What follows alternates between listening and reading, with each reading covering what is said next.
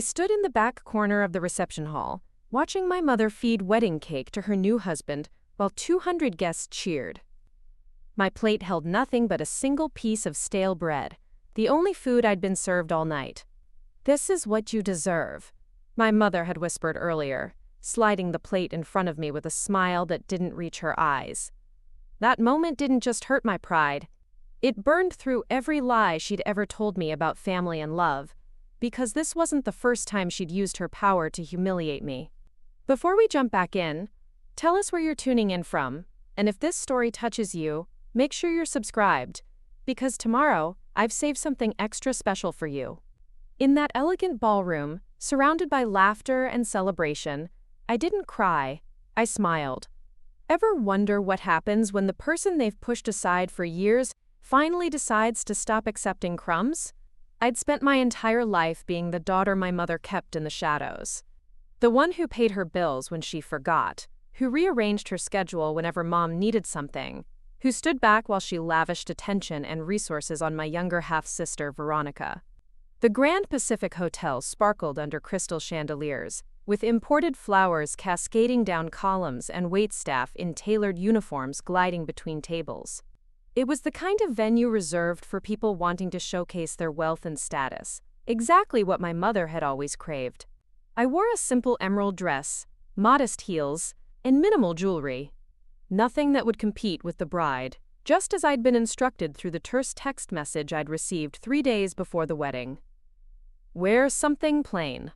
Nothing bright. Nothing that draws attention. I had complied, as I always did, walking the tightrope of her expectations while trying to maintain some semblance of dignity.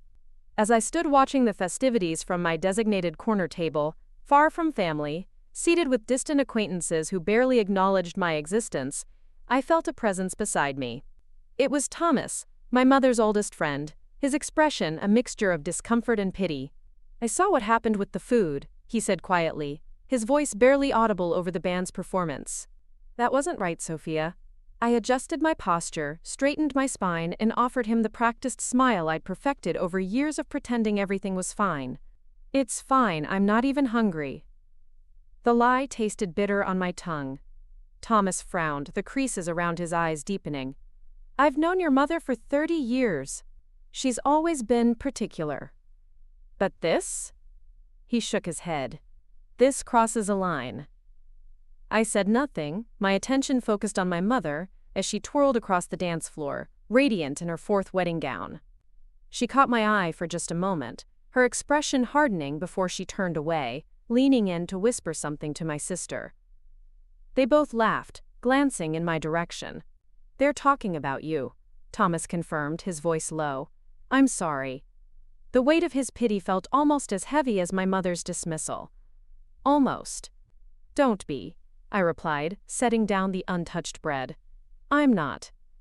When Thomas left to rejoin his wife, I slipped my phone from my clutch and opened the video gallery. The evidence I'd collected over the last 6 months sat organized in a private folder. Clips of my mother's cruelty, recorded conversations, text messages, and financial records, all documenting a pattern of behavior that would shock even those who thought they knew her best. Preparing and narrating this story took us a lot of time, so if you are enjoying it, subscribe to our channel, it means a lot to us. Now back to the story. I hadn't planned to use it tonight. I had come with the intention of supporting my mother on her special day, hoping against hope that something had changed, that she might finally see me as worthy of basic kindness. The dry bread had answered that question definitively. The reception continued around me, a blur of dancing, toasting, and celebration. I watched as my half-sister Veronica, resplendent in a designer bridesmaid dress that cost more than my monthly rent, held court near the head table. She had always been the favored one, the daughter our mother proudly claimed and showcased. I was the mistake, the reminder of a relationship my mother preferred to forget. "Speech! Speech!" The crowd began to chant, and I watched as Veronica rose gracefully, champagne flute in hand, to honor our mother. Her words flowed with practiced eloquence, painting a picture of maternal devotion and sacrifice that bore no resemblance to the woman I knew. "Mom has always put her children first," Veronica declared, her voice breaking with emotion. Her selflessness, her generosity, they've shaped who I am today. A murmur of approval rippled through the crowd. I remained still, remembering the countless birthdays my mother had missed, the school events she'd skipped, the times I'd gone hungry because she'd forgotten to buy groceries while spending lavishly on herself and Veronica. When the official speeches concluded, the wedding planner approached me, her expression carefully professional. "Your mother mentioned you might want to say a few words," she said, though her tone suggested this was more instruction than invitation. I hadn't prepared anything, hadn't expected to be acknowledged, much less invited to speak. But as I rose from my seat, phone clutched discreetly in my hand, I knew exactly what needed to be said. The walk to the microphone felt endless. 200 pairs of eyes tracked my movement, curiosity and expectation written across unfamiliar faces. My mother watched me approach, her smile frozen in place, a warning in her eyes that I recognized all too well. "Stay in line. Don't embarrass me. Know your place." I reached the microphone and took a breath. The room fell silent. "For those who don't know me, I'm Sophia, Elaine's daughter." I paused, letting the introduction settle. "First, I'd like to congratulate my mother and Richard on their union. May it bring you both happiness." My mother's shoulders relaxed slightly, her smile widening with relief. She thought I was going to play my part, to maintain the facade she'd carefully constructed. "I've been thinking about what to share today," I continued, my voice steady despite the thundering of my heart. "About what it means to be family, about the lessons my mother taught me growing up." I glanced down at the phone in my hand, then back up at the sea of expectant faces. My mother always said that actions speak louder than words, that what we do reveals who we truly are. I smiled, not the practiced smile of appeasement, but something more genuine. And she was right. With deliberate movements, I connected my phone to the venue's audiovisual system, a technical detail I'd confirmed with the staff earlier under the guise of wanting to share wedding photos. The screen behind me flickered to life. "I'd like to show you something," I said, my finger hovering over the play button. A collection of moments that illustrate my mother's philosophy better than any words could. Before I could press play, my mother was beside me, her hand closing around my wrist with surprising strength. Her voice was a hiss, meant only for my ears. "Don't you dare." I looked into her eyes, seeing not anger but fear. Fear of exposure. Fear of the truth. "You gave me dry bread at your wedding, Mom," I whispered back. "After everything I've done for you. Everything I've given. You couldn't even allow me a proper meal at your celebration." Her grip tightened. "It was a mistake. The caterers." "It wasn't a mistake." I cut her off, my voice still low. "The waitstaff confirmed they were following your explicit instructions." Around us, guests began to murmur, confusion spreading through the room. Richard, my new stepfather, approached cautiously, his expression concerned. "What's going on?" he asked, looking between us. My mother forced a laugh. "Nothing." "Sophia was just finishing up her speech, weren't you, dear?" I met Richard's gaze. He seemed genuinely bewildered by the tension. Perhaps he truly didn't know the woman he'd just married. "Actually," I said, "I was about to share some memories." My finger pressed play before my mother could stop me. The screen filled with her face, recorded just 3 weeks earlier as she spoke to Veronica in what she thought was a private conversation. "Of course Sophia isn't sitting with family at the wedding." My mother's voice rang out clearly through the venue's speakers. "I don't want her in any of the important photos. God, can you imagine? She looks nothing like us. People might actually think she belongs." The recording continued, revealing minute after minute of casual cruelty. My mother disparaging my appearance, my career, my very existence.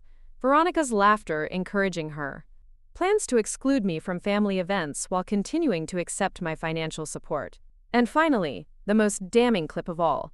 My mother instructing the catering manager to serve me nothing but bread, as a reminder of her place. The silence that followed was absolute. 200 guests frozen in collective shock. My mother stood rigid beside me, her face drained of color. Veronica had disappeared from sight. Richard was the first to move, his eyes wide with disbelief as he stared at his new wife. "Elaine? Tell me this isn't real." She couldn't meet his gaze. Her silence was confirmation enough. I disconnected my phone and stepped away from the microphone. The room remained unnaturally quiet. The celebratory atmosphere shattered beyond repair.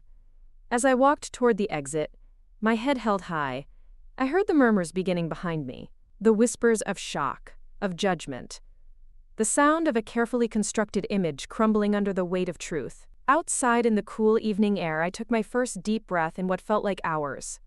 My hands were steady as I called a rideshare, relief washing over me in unexpected waves. I hadn't planned this moment of reckoning, but now that it had happened, I felt lighter than I had in years. My phone began to vibrate with incoming messages. Thomas. I had no idea. I'm so sorry. Richard's sister, whom I'd met only yesterday. Are you okay? Do you need anything? Even distant relatives who'd never bothered to speak to me directly were suddenly finding my number. I silenced the notifications. Their reactions, their sudden concern, none of it mattered now. What mattered was that I had finally stopped accepting crumbs from a table where I'd never truly been welcome. The following morning, I woke to sunlight streaming through my apartment windows. For the first time in years, I didn't immediately check for messages from my mother, didn't mentally prepare for whatever crisis or demand she might have sent overnight. Instead, I made coffee and sat on my small balcony, watching the city come alive below. My phone had dozens of missed calls and unread messages. I ignored them all, giving myself permission to exist solely for myself, if only for this one morning. Around noon, a knock at my door broke the peaceful silence. I wasn't expecting anyone, and for a moment, I considered not answering. But curiosity won out. Through the peephole, I saw Richard, my new stepfather, looking disheveled and uncertain. I opened the door cautiously. "Sophia," he said, his voice hoarse like he'd been up all night. "May I come in? Please." I hesitated, then stepped aside. He entered my apartment with the air of a man entering unfamiliar territory, which, in many ways, he was. He had only known me through my mother's carefully curated descriptions. "I called off the honeymoon," he said without preamble, standing awkwardly in my living room. "After what I saw last night, I couldn't just continue as if nothing had happened." I gestured for him to sit. That must have been a difficult decision. He sank onto my couch, running a hand through his silver hair. "Not as difficult as you might think. What I witnessed—" He broke off, shaking his head. "I thought I knew your mother. We've been together for 3 years, but the woman in those videos—" "That's who she really is," I said simply. "At least to me." Richard looked at me directly. "Why did you wait until the wedding to expose her?" The question wasn't accusatory, just genuinely curious. I considered my answer carefully. "I didn't plan it," I admitted. "I've been documenting her behavior for months, but it was for myself, proof that I wasn't imagining things, that I wasn't the problem. When she had the staff serve me nothing but dry bread, something just snapped." Richard's expression darkened. That was deliberately cruel. "It was." I agreed, but it wasn't unusual. That's how she's always treated me. The only difference was that this time, there were witnesses. He was quiet for a long moment. "She told me you were difficult, distant, that you resented her for remarrying after your father died." He laughed humorlessly. I believed her without question. "My father isn't dead," I corrected gently. "He left when I was 3. Mom told him I wasn't his, though a DNA test later proved I was. By then, he'd started a new family and didn't want to complicate things by reclaiming a daughter he'd been told wasn't his." Richard's shock was palpable. "She lied about that too?" I nodded. "There's very little about our family history that isn't built on her fabrications." He stood suddenly, pacing the small confines of my living room. "I don't know what to do with this information, Sophia. I married a woman who doesn't exist." "You have options," I said. "Annulment, divorce, or you could choose to stay and accept who she really is." He stopped pacing and looked at me with something like admiration. "How are you so calm about all this? After a lifetime of her treatment?" Quote, I considered the question. "Because last night I finally stopped carrying the weight of her approval. I stopped trying to earn love from someone incapable of giving it freely. Richard nodded slowly. I should go. I have. A lot to think about. At the door, he paused. For what it's worth, I'm sorry I didn't see it sooner. After he left, I returned to my balcony, the morning's peace disrupted but not destroyed. My phone continued to light up with notifications. Eventually, I'd have to deal with the aftermath of my actions, with the relationships fractured or transformed by truth.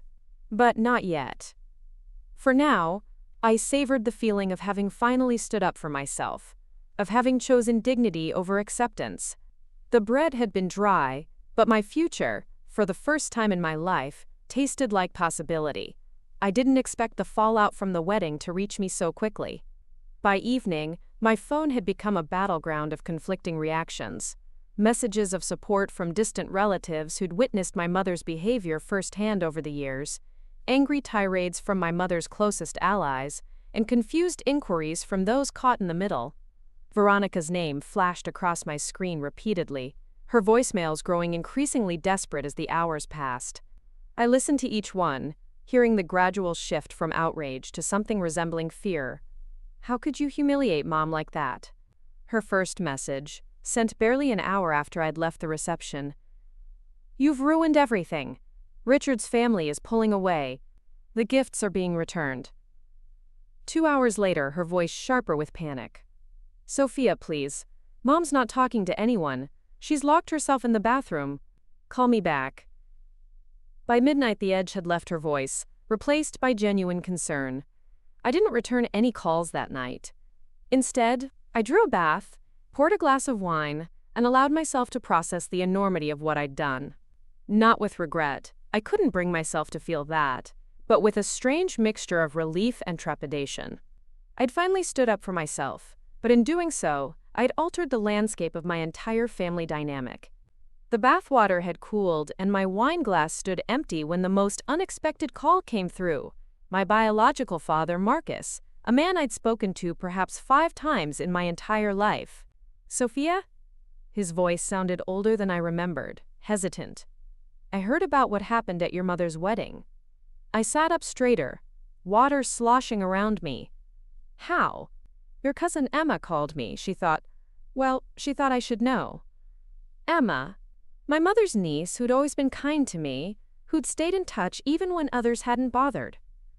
Of course it would be her. I see, I said, not knowing what else to offer. Marcus cleared his throat. I wanted to check if you're okay. What you did? That took courage. The unexpected validation from this virtual stranger who shared my DNA caught me off guard. I'm fine, I managed. Just processing. I understand. He paused, and I could hear him weighing his next words carefully.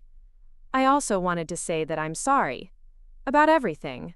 Your mother told me you weren't mine, and I believed her without question. That was wrong of me. The apology I'd never expected to receive hung in the air between us, incomplete but sincere. I didn't know whether to accept it or reject it, so I simply acknowledged it. Thank you for saying that. Would it be all right if I called again? He asked. Not to insert myself into your life, but just to talk sometimes. I considered his request. I'd like that, I said finally, surprising myself with how much I meant it. After we hung up, I climbed out of the cold bath and wrapped myself in a towel, feeling somehow both lighter and heavier than before.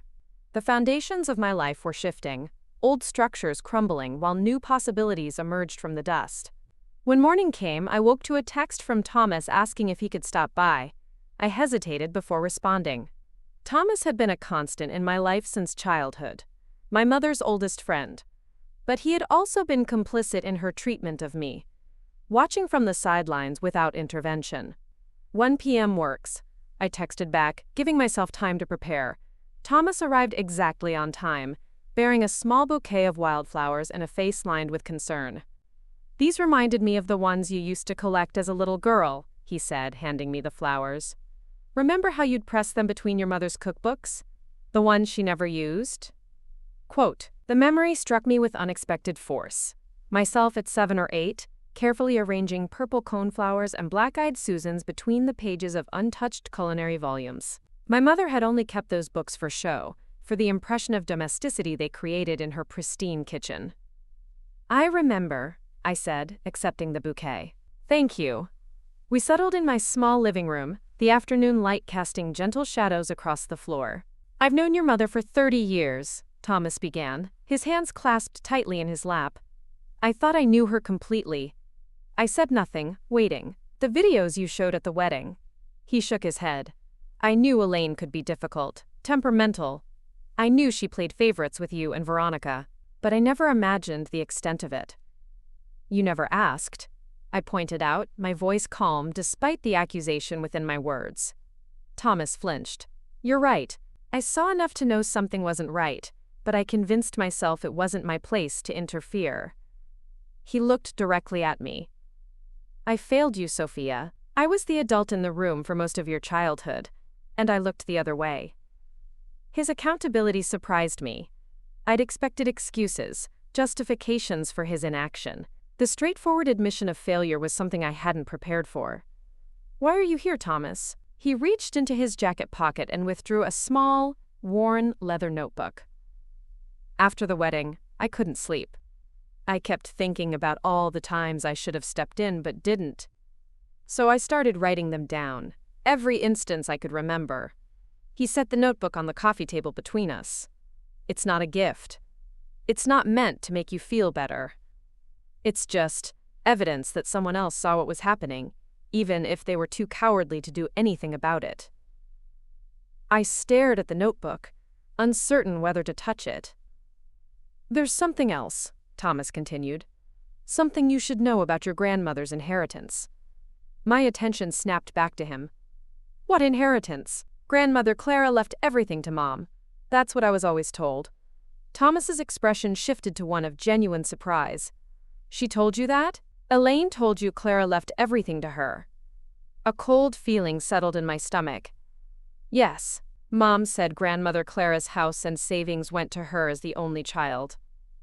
Thomas rubbed his forehead, eyes closed briefly as if pained. "Sophia, that's not true. Clara left the house to Elaine, yes. But she left her investment portfolio and liquid assets to you. It was nearly $400,000. The room seemed to tilt slightly. "That's not possible. I never received anything." "Because Elaine was the executor of the will. She was supposed to transfer those assets to a trust for you when you turned 25. You're 28 now." The implications crashed over me in waves. "Are you saying my mother stole my inheritance?" Thomas nodded grimly. "I'm saying exactly that. I was a witness to the will signing. I never imagined Elaine wouldn't honor her mother's wishes, but after what I saw at the wedding..." He trailed off. "Do you have proof?" My voice sounded distant to my own ears. "A copy of the will?" "Better. I have the original." Thomas reached into his briefcase and removed a sealed envelope. "Clara gave it to me for safekeeping. She said, 'If anything happens to me, make sure Sophia gets what's hers.' I assumed Elaine had handled everything according to Clara's wishes. I never followed up. Another failure on my part."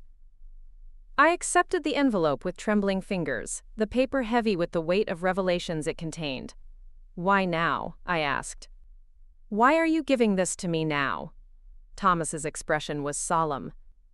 "Because after what you did at the wedding, I realized you've been fighting this battle alone your entire life.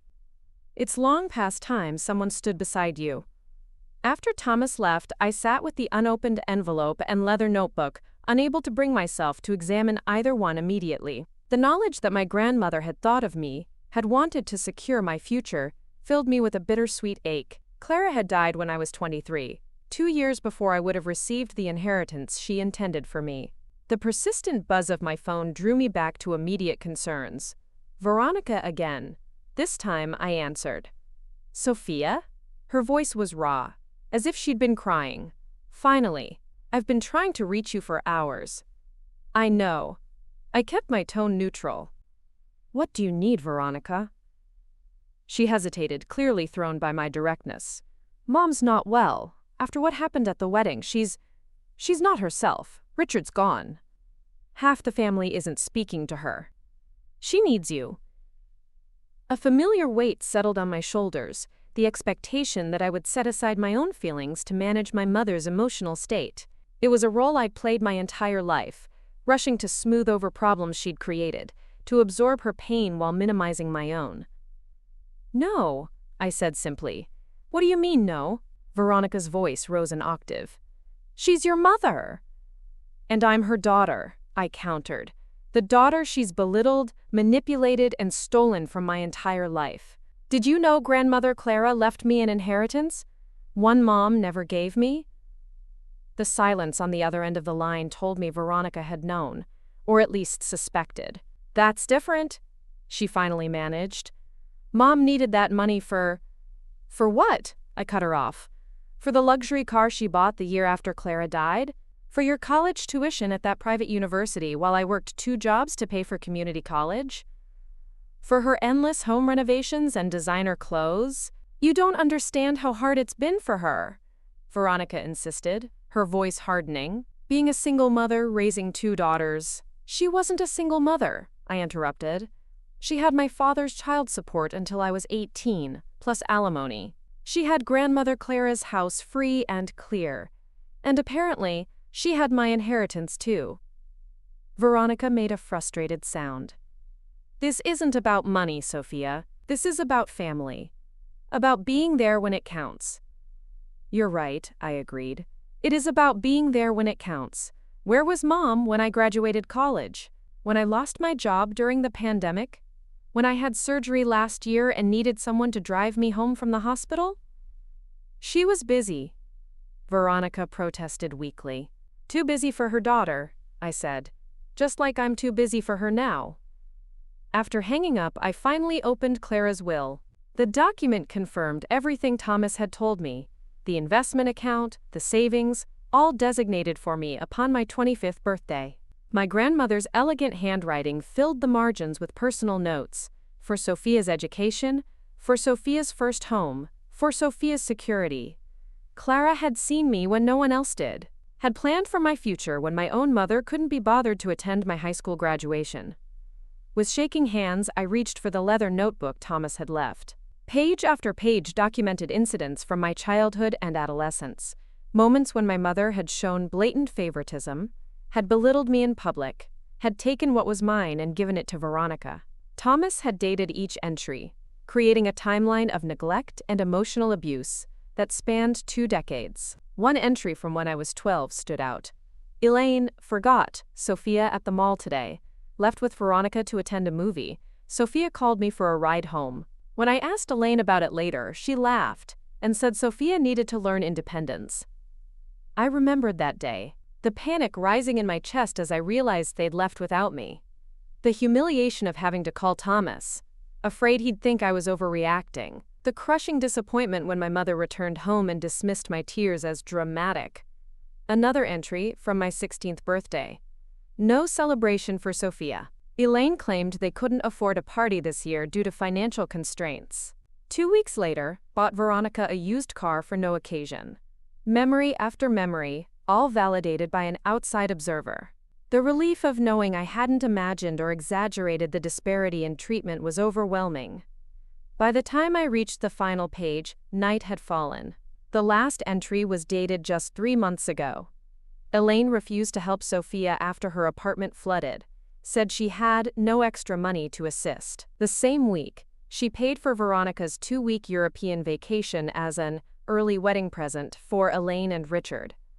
I closed the notebook, a strange calm settling over me. The truth, laid bare by someone who had witnessed it firsthand, brought not pain, but validation. For the first time in my life, I had concrete evidence that my experiences were real, that my feelings were justified.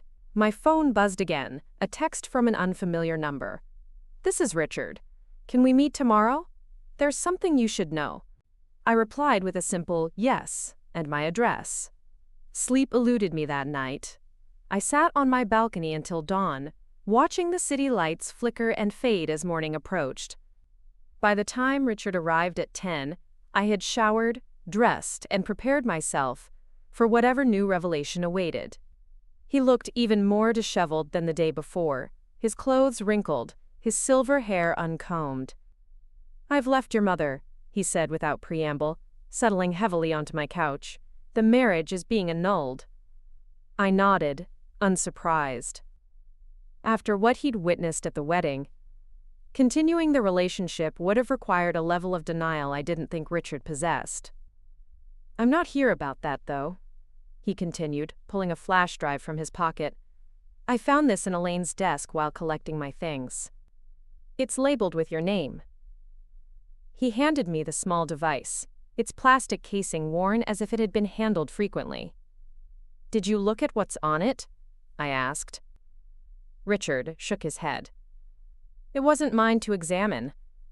But given everything else I've discovered about your mother in the past 48 hours, I thought you should have it." I connected the drive to my laptop, conscious of Richard watching me with a mixture of concern and curiosity. The drive contained a single folder labeled "Sophia, do not open." Inside were dozens of files, bank statements, legal documents, and photographs. The bank statements showed regular transfers from an account in my name to my mother's personal account, beginning on my 25th birthday, exactly when I should have received my inheritance. The legal documents included a power of attorney form with what appeared to be my signature, though I had no memory of ever signing such a thing. The photographs were the most disturbing of all, images of me sleeping, clearly taken without my knowledge or consent.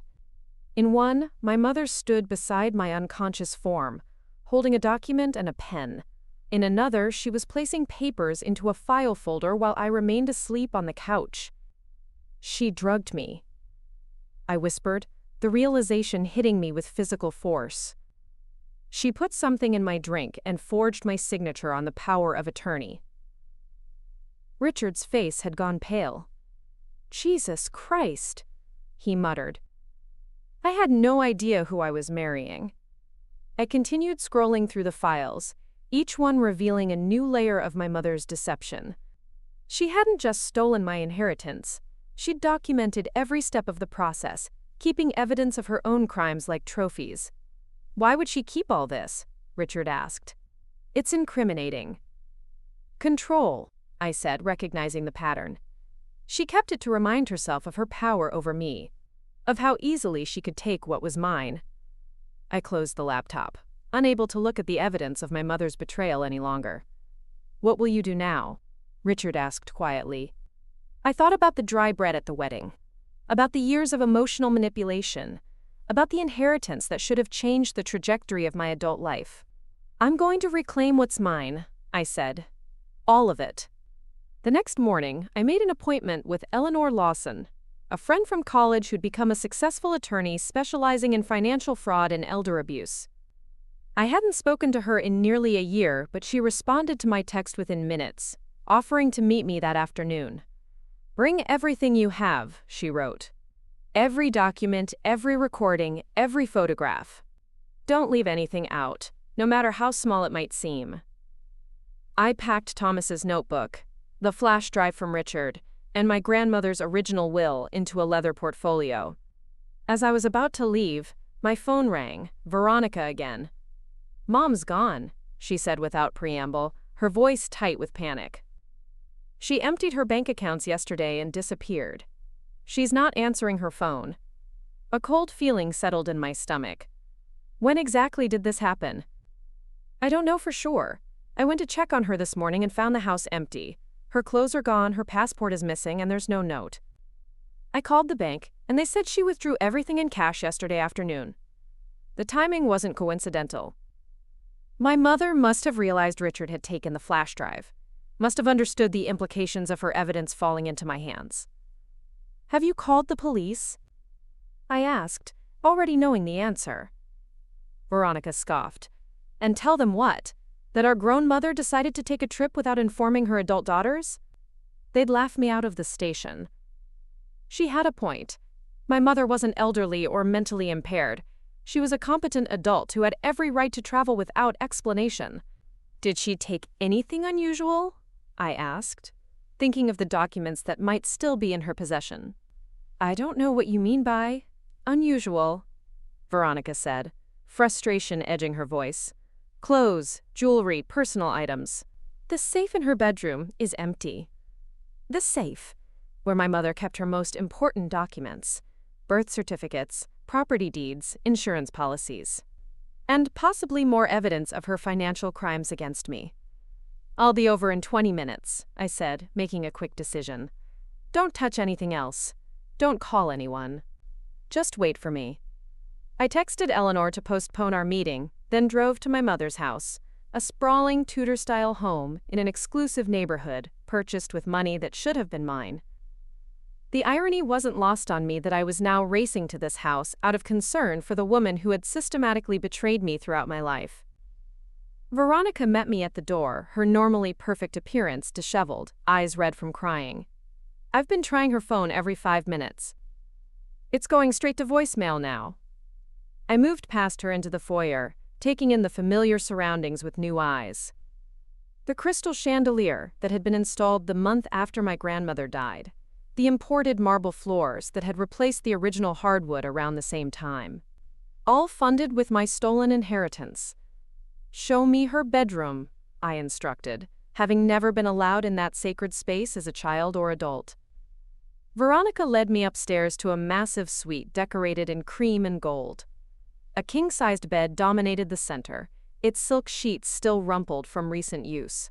The closet doors stood open, revealing half-empty shelves and bare hangers. The safe was here, Veronica said, pointing to a painting that hung askew on the wall, revealing the metal door behind it. It's empty now, I already checked.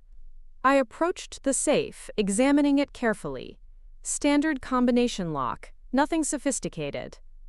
My mother had always used the same code for everything, Veronica's birthday. I spun the dial experimentally, the 4th of November, 92.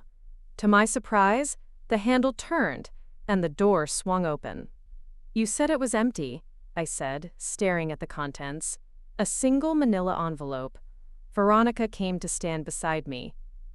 It was. I swear. There was nothing in there an hour ago. I removed the envelope and opened it. Inside was a handwritten letter addressed to me, dated today. Sophia. It began in my mother's precise handwriting. If you're reading this, you've discovered the truth about your grandmother's inheritance. You probably hate me now, and I don't blame you. What I did was unforgivable. I told myself I needed the money more than you did. That as your mother, I deserved it for all my sacrifices. But we both know that's a lie. I took it because I could. Because I've always resented how much my mother loved you, how she saw something special in you that she never saw in me. I felt Veronica reading over my shoulder, her breath catching as she absorbed the confession. The money is gone, the letter continued. Spent on the lifestyle I thought I deserved. By the time you read this, I'll be somewhere you can't find me. Don't waste your energy looking. Just know that in my own twisted way, I did love you. I just couldn't stand being overshadowed by you, even as a child. You had a light I could never dim, no matter how hard I tried. That was my failure, not yours. Mom! Silence filled the room as I folded the letter and returned it to the envelope. Veronica had backed away, her face a mask of shock and confusion. What inheritance? She finally asked, her voice small. Grandmother Clara left me her entire financial portfolio when she died, I explained, feeling strangely calm. Over $400,000. Mom stole it by forging my signature on a power of attorney form. Veronica sank onto the edge of the bed, her face pale.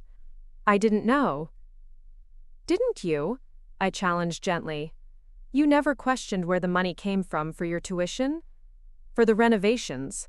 For your car? She shook her head, but her eyes told a different story. She had suspected, at least on some level, but had chosen not to examine the source of her privileges too closely. What happens now? She asked. Now I fight back, I said, tucking the letter into my bag. Mom may be gone, but that doesn't erase what she did. And it doesn't mean I can't still reclaim what was taken from me. I left Veronica sitting in our mother's bedroom, surrounded by the trappings of a life built on theft and deception. As I walked to my car, my phone buzzed with a text from an international number. "You'll never prove anything. Let it go, Sophia. You'll be happier." My mother, reaching out one last time to manipulate and control. I deleted the message without responding and drove directly to Eleanor's office. Eleanor Lawson's law firm occupied the top floor of a sleek downtown building, the reception area decorated in muted grays and blues, professional without being intimidating. She greeted me herself, embracing me briefly before leading me into her corner office with its panoramic view of the city. "It's been too long," she said, gesturing for me to sit, "though I wish we were reconnecting under better circumstances." I placed my portfolio on her desk and began to explain, starting with the dry bread at the wedding and working backward through years of manipulation and gaslighting, culminating in the stolen inheritance and my mother's sudden disappearance. Eleanor listened without interruption, taking occasional notes but mostly maintaining steady eye contact, her expression shifting between concern and professional assessment. When I finished, she leaned back in her chair. "You have a strong case for financial fraud, Sophia. The evidence on that flash drive alone is damning. The forged power of attorney, the bank transfers, those are criminal offenses." "But my mother's gone," I pointed out. "She could be anywhere by now." "True, but that doesn't mean you can't pursue legal action. We can file a civil suit against her, freeze any remaining assets, and potentially recover some of what was stolen. And if she's left the country, that adds another layer, international flight to avoid prosecution." "I don't want her in prison," I said, surprising myself with the admission. "I just want back what was mine." Eleanor nodded. "That's understandable, but you should be prepared for the possibility that the money truly is gone. From what you've described, your mother lived well beyond her means for years, funding a lifestyle she couldn't actually afford. Then what's the point of pursuing this?" I asked, a wave of exhaustion suddenly washing over me. "Closure," Eleanor said simply, "validation, and the possibility of recovering at least some of what was taken, even if it's not the full amount." She pulled out a yellow legal pad and began writing. "Here's what we'll do. First, we file a police report for the financial fraud and identity theft. Then we initiate a civil suit naming both your mother and potentially Veronica as defendants." "Veronica?" I interrupted. "Why her?" "She benefited directly from the stolen funds," Eleanor explained. "Her education, her car, probably many other expenses. In legal terms, she could be considered a recipient of fraudulently obtained assets, even if she wasn't aware of their source." The thought of dragging Veronica into this felt wrong somehow. Despite our complicated relationship, she had been as much a pawn in our mother's games as I had been, just from the opposite end of the spectrum, showered with privileges rather than denied them. "Let's leave Veronica out of it for now," I decided. "Focus on my mother. If we need to include Veronica later, we can reconsider." Eleanor made a note. "Your call. Now, we'll also need to notify all relevant financial institutions about the fraud, request detailed transaction histories, and potentially engage a forensic accountant to trace where the money went. This won't be quick or easy, Sophia. Are you prepared for that?" Was I? The prospect of months or even years of legal battles, of constantly revisiting the pain and betrayal, was daunting. But the alternative, allowing my mother to escape accountability entirely, felt worse. "I'm prepared," I confirmed. "Whatever it takes." Eleanor smiled, the first sign of warmth since we'd begun discussing the legalities. "That's my girl. You always were the strongest person I knew in college, even when you didn't realize it." Her words touched something deep within me, the recognition that others had seen strength in me long before I recognized it in myself. Throughout my childhood, I'd interpreted my ability to endure my mother's treatment as weakness, as a failure to stand up for myself. Now I was beginning to understand it had been a different kind of strength altogether. By the time I left Eleanor's office, the sun was setting, casting long shadows across the city. I had signed retainer agreements, provided written statements, and scheduled follow-up appointments. The machinery of justice had been set in motion, however slowly it might turn. As I drove home, my phone rang. Thomas again. "I heard your mother's disappeared," he said without preamble. "Veronica called me in hysterics." "It's true," I confirmed. "She emptied her accounts and left." But she did leave me a letter confessing to stealing my inheritance. Thomas sighed heavily. That sounds like Elaine. One final dramatic gesture before escaping the consequences of her actions.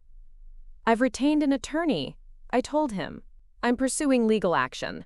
Good, he said firmly. It's long overdue. Listen, I'm calling because I think I know where some of your money went. At least a portion of it. I pulled into a parking lot to give him my full attention. What do you mean?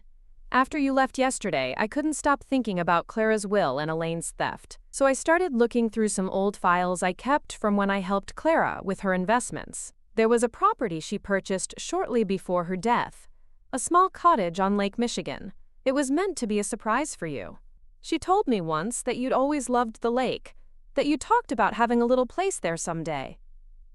My throat tightened with emotion.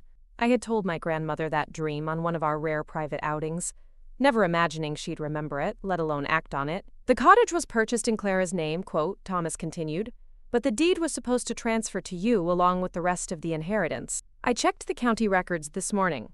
3 months after Clara died, the property was transferred to Elaine, and 6 months after that, it was sold to a development company for nearly twice its purchase price.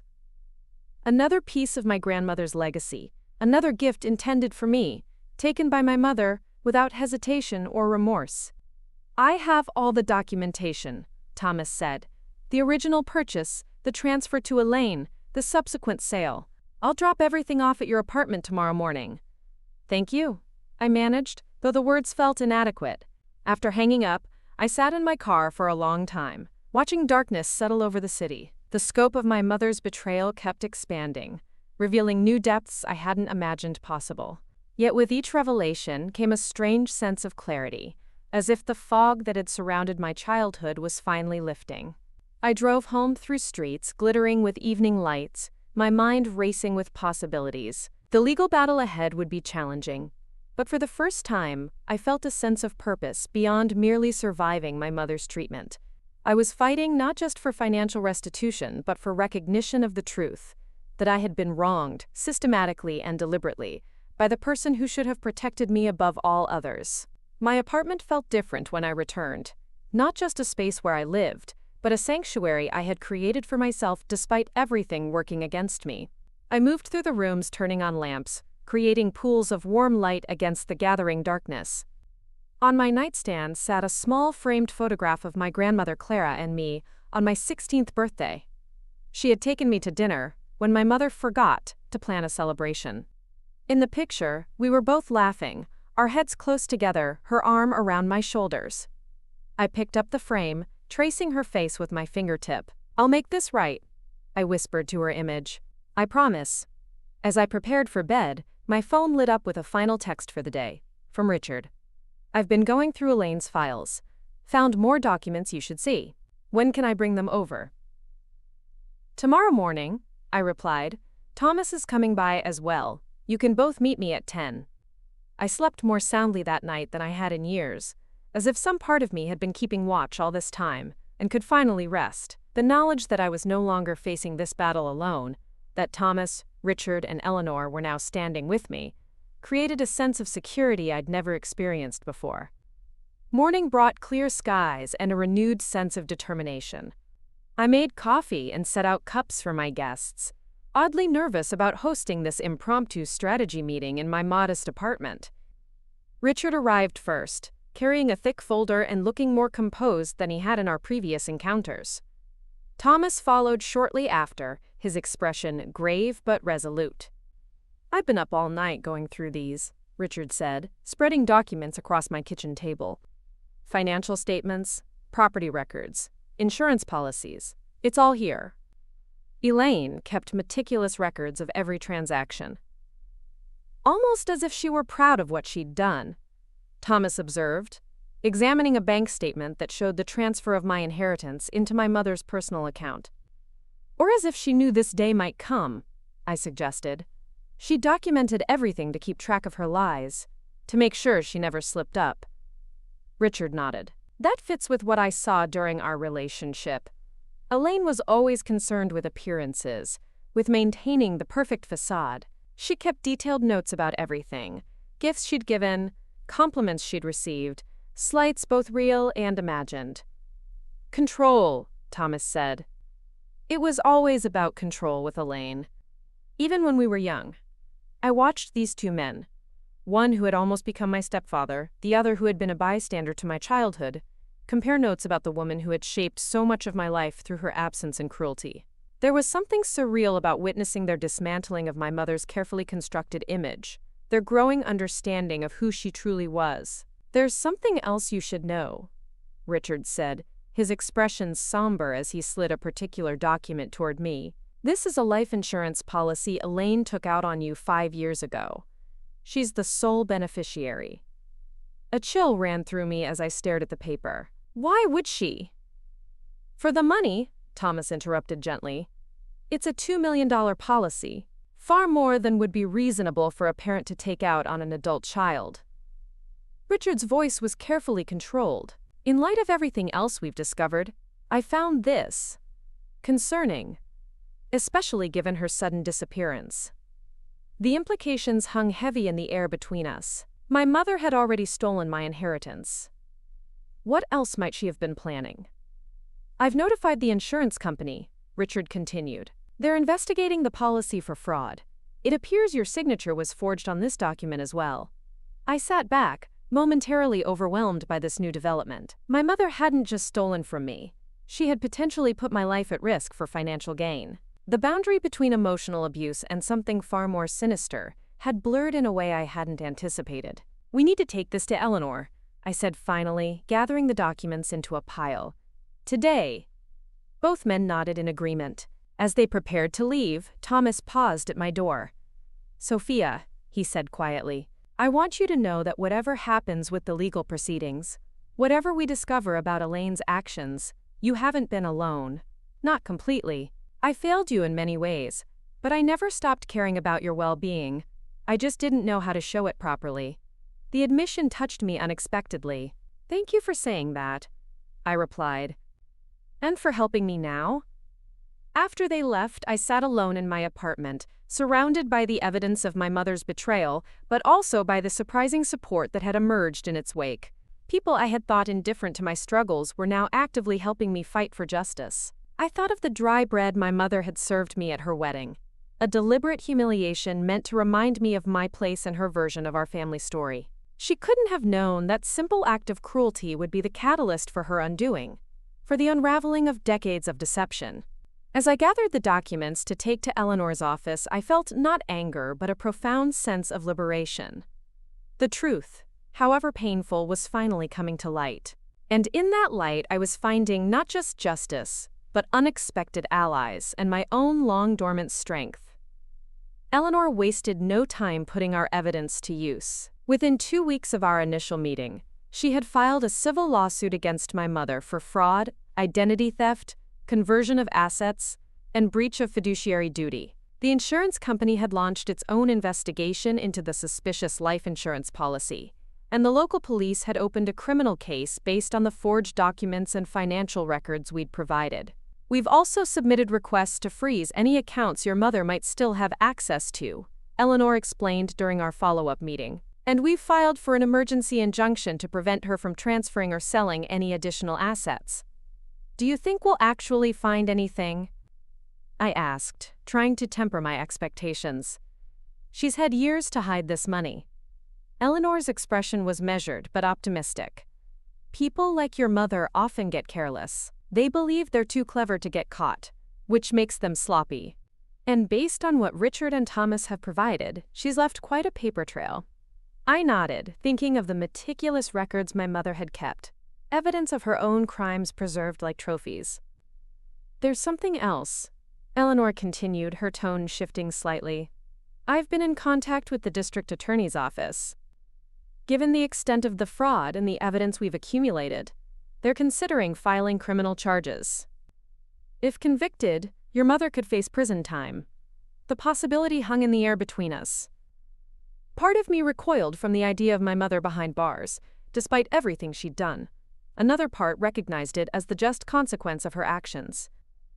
"What would that mean for the civil case?" I asked, focusing on the practical implications rather than the emotional complexity. It could actually strengthen our position, Eleanor explained.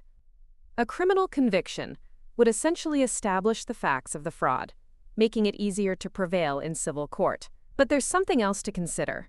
If your mother is truly out of the country, extradition could be complicated depending on where she's gone.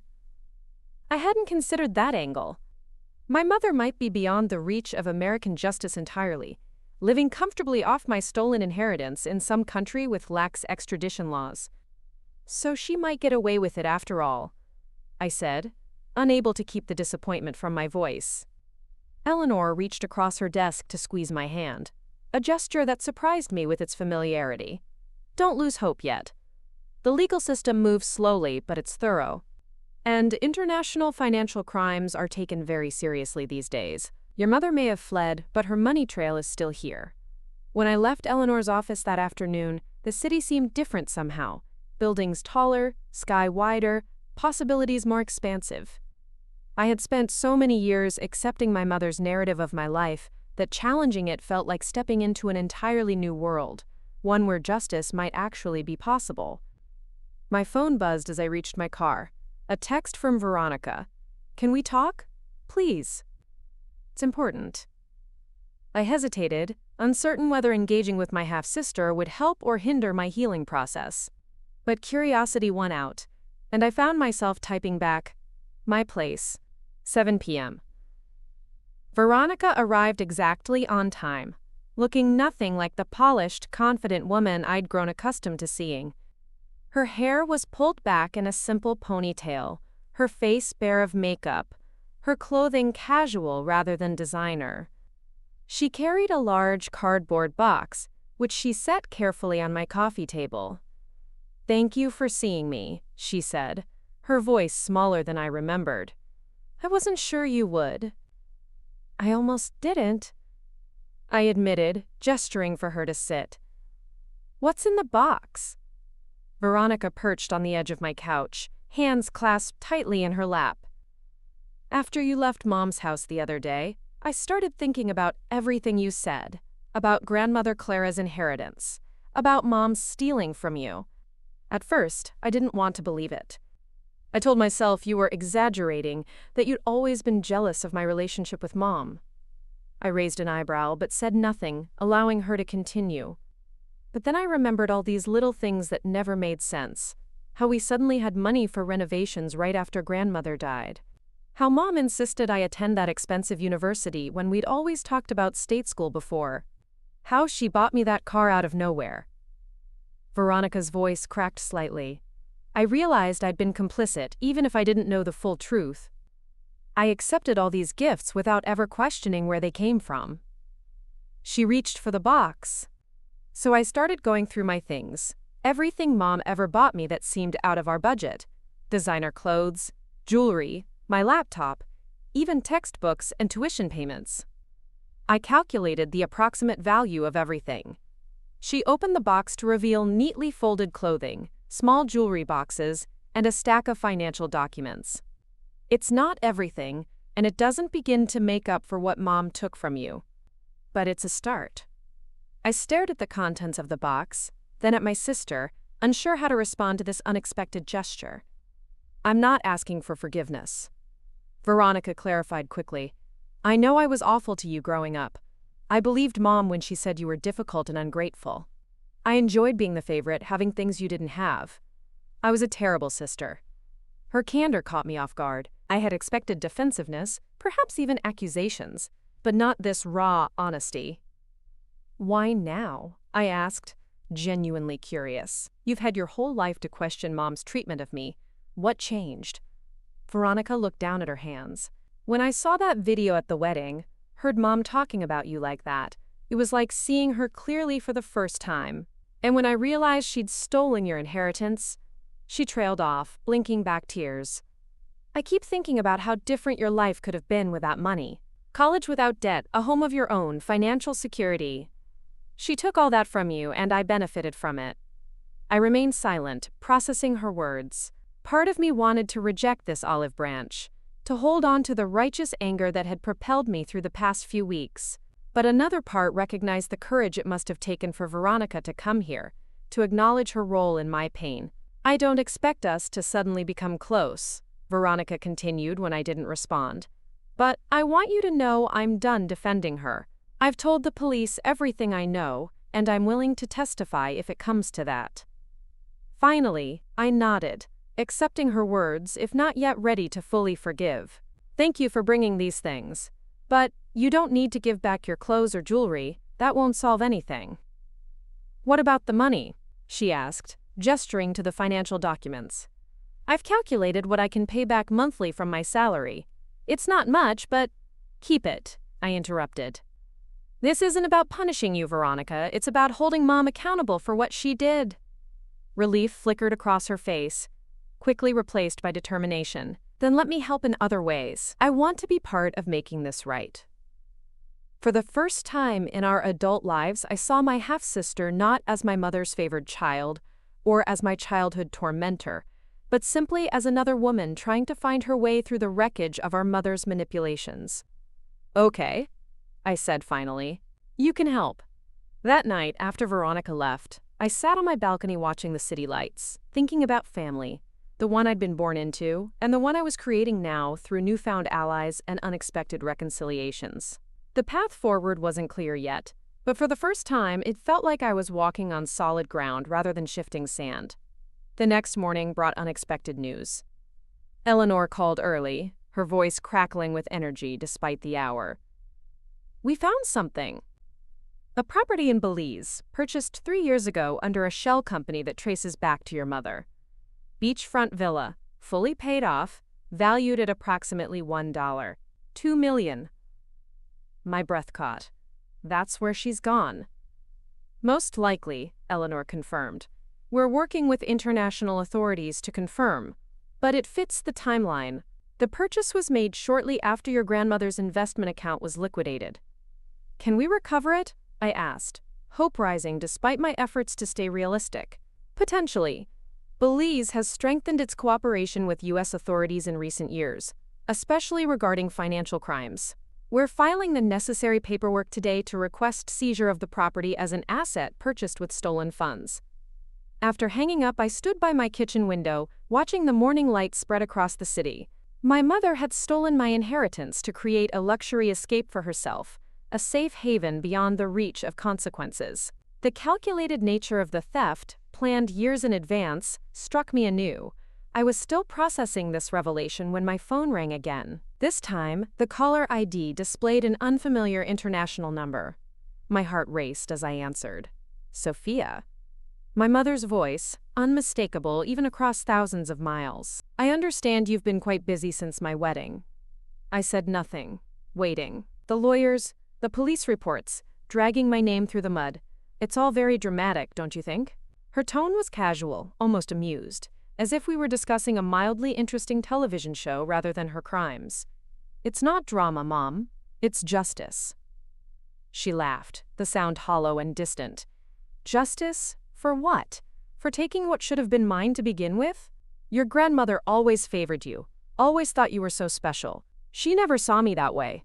The petty jealousy in her voice, a grown woman envious of her own daughter's relationship with her grandmother, was almost sad.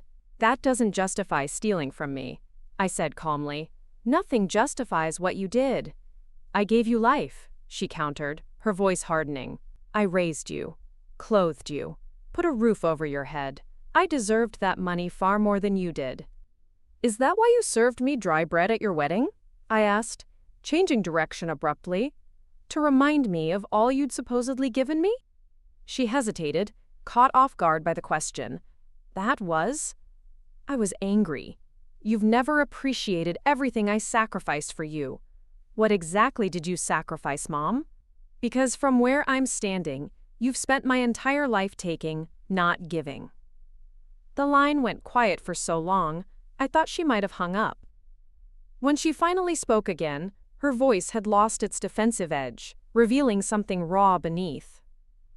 "You don't understand what it was like, Sophia. Being a single mother, watching my own mother dote on you while barely acknowledging me. Do you know what that feels like? To be invisible, in your own family. The irony of her complaint wasn't lost on me. Actually, I know exactly what that feels like. You made sure of it. Another long silence. Then, unexpectedly, a sigh that sounded almost like surrender. They found the house in Belize, didn't they? That's why you're so confident. Yes, I confirmed. It's just a matter of time now. What do you want, Sophia? What would make this end? Because I'm tired. I've been running and hiding and justifying for so long. I'm just tired. Her vulnerability caught me off guard. I had expected more defiance, more manipulation. Not this glimpse of exhaustion and perhaps even regret. I want what's rightfully mine, I said firmly. The value of my inheritance, with interest. And I want acknowledgement of what you did, not just to me, but to Grandmother Clara. You didn't just steal from me. You violated her final wishes, her attempt to provide for my future. And if I agree, if I sign over the property in Belize, admit to what I did, what happens then? I hadn't expected her to consider surrender so quickly. That would be up to the authorities. The criminal investigation is already underway. I could disappear again, she threatened, though her voice lacked conviction. Change my name, go somewhere they'd never find me. You could, I agreed. But is that really how you want to spend the rest of your life? Running, hiding? Always looking over your shoulder? The question hung between us, spanning oceans and years of hurt. I'll think about it, she said finally. About what you've said. After she hung up, I immediately called Eleanor to report the conversation. Her reaction was measured but optimistic. This is actually promising, she said. The fact that she reached out suggests she's feeling the pressure. Keep in mind, though, that your mother is a skilled manipulator. This could be another attempt to gain control of the situation. I agreed, wary of hoping too much, but unable to completely dismiss the possibility that my mother might actually be ready to face the consequences of her actions. The weeks that followed brought a flurry of legal activity. International authorities confirmed my mother's presence in Belize, and formal proceedings began to extradite her to face charges in the United States. To everyone's surprise, she didn't fight the process, instead engaging her own attorney to negotiate a potential plea deal. She's offering full cooperation, Eleanor explained during our update meeting. Admission of guilt, detailed accounting of how she misappropriated the funds, and transfer of the Belize property to you as partial restitution. In exchange for what? I asked, skeptical of my mother's apparent cooperation. Reduced charges.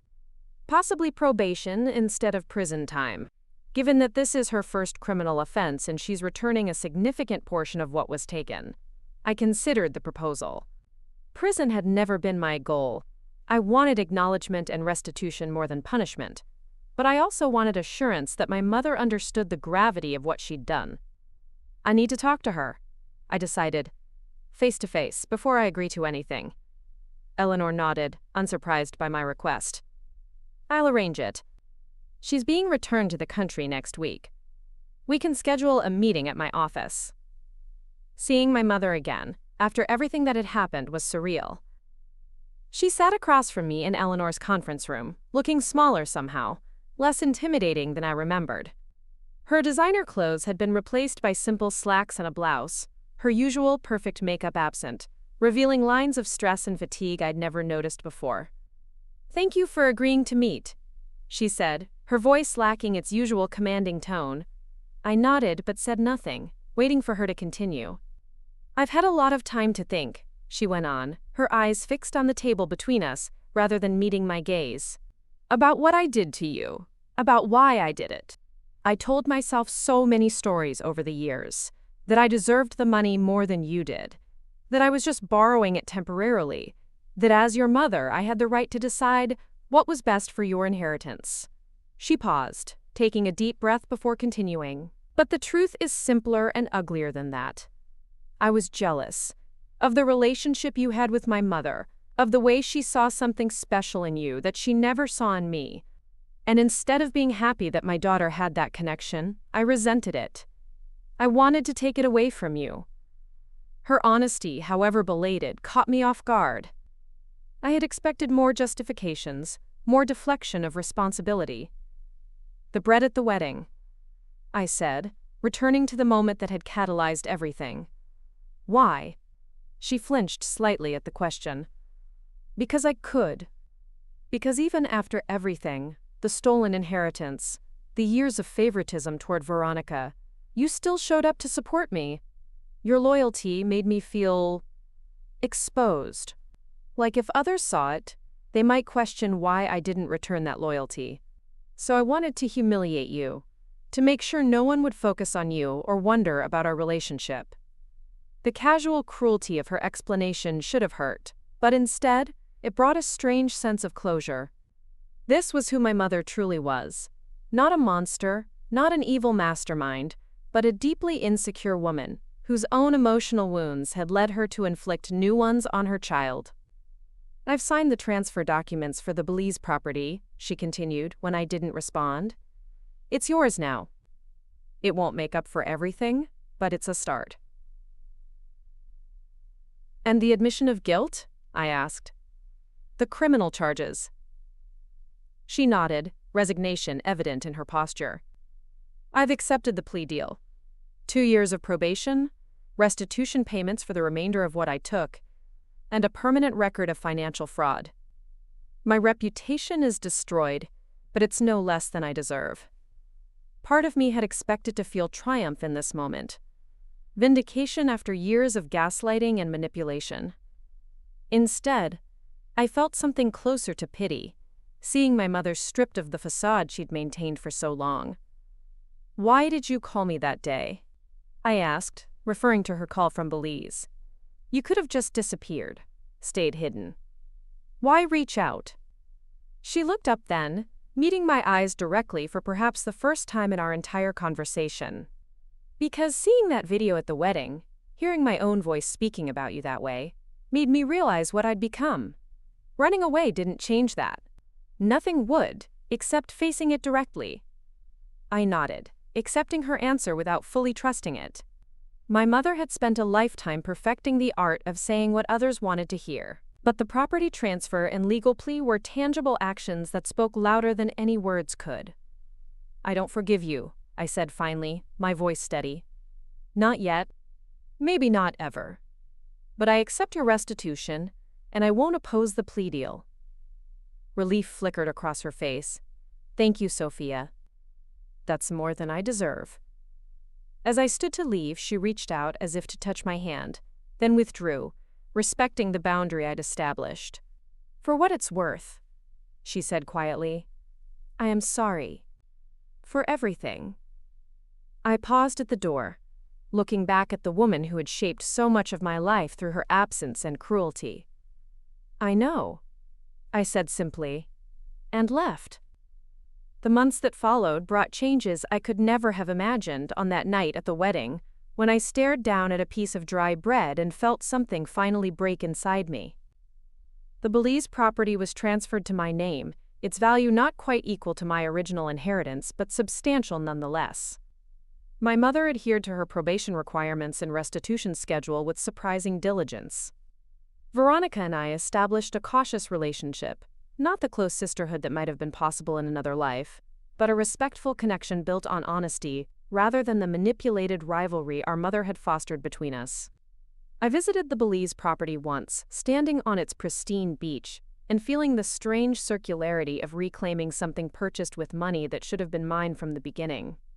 After careful consideration, I decided to sell it, using the proceeds to establish a scholarship fund in my grandmother Clara's name, a way of honoring her original intentions for my inheritance. On the anniversary of the wedding that had changed everything, I found myself once again contemplating how a single moment of cruelty, a plate of dry bread, served with contempt, had catalyzed a reckoning decades in the making. That small act of humiliation had been the final push I needed to break free from patterns of acceptance and silence that had defined my relationship with my mother for too long. I no longer viewed myself as a victim of her manipulations, but as a survivor who had found the strength to reclaim not just my inheritance, but my sense of self-worth. The journey hadn't been about revenge, but about justice, about standing firm in the truth when lies had been the foundation of my family for as long as I could remember.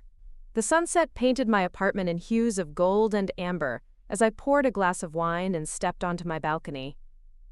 Below, the city pulsed with life and possibility. I raised my glass in a silent toast to my grandmother, whose love had ultimately found its way to me, despite my mother's best efforts to intercept it. Some people say living well is the best revenge. But I discovered something more powerful. Living authentically, refusing to accept crumbs when you deserve a place at the table, and having the courage to walk away from those who cannot or will not recognize your worth. That's not revenge. It's liberation. Up next, you've got 2 more standout stories right on your screen. If this one hit the mark, you won't want to pass these up. Just click and check them out. And don't forget to subscribe and turn on the notification bell so you don't miss any upload from us.